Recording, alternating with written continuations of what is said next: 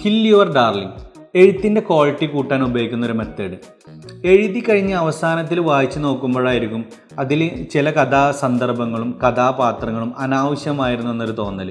പക്ഷേ നമ്മളതിനെ വെട്ടിക്കളയാൻ പലപ്പോഴും മടിച്ചു നിൽക്കും.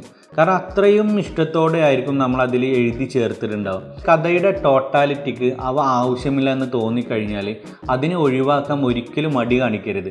അതിനെ നിഷ്കരുണം വെട്ടിക്കളയണം. ഇതിനെയാണ് കിൽ യുവർ ഡാർലിംഗ് എന്ന് പറയുന്നത്. കോപ്പി റൈറ്റിങ്ങിലും ഡിസൈനിങ്ങിലും ഈ ഒരു ട്രിക്ക് ഉപയോഗിച്ചിട്ട് വർക്കുകൾ മെച്ചപ്പെടുത്താൻ കഴിയും. കോപ്പി റൈറ്റിങ്ങിൽ ഉപയോഗിക്കുന്ന ചില വാക്കുകൾ, പ്രയോഗങ്ങൾ ഇവ എഴുതുന്നയാൾക്ക് എത്ര പ്രിയപ്പെട്ടതാണെങ്കിലും ട്രെൻഡിങ് ആണെന്നുണ്ടെങ്കിലും ആ ഒരു കോപ്പിയുടെ പർപ്പസിന് വിപരീതമായാണ് അത് ഫലിക്കുന്നതെങ്കിൽ അതിന് വെട്ടിക്കളയാനും ഒഴിവാക്കാനും മടി കാണിക്കേണ്ട കാര്യമേ ഇല്ല.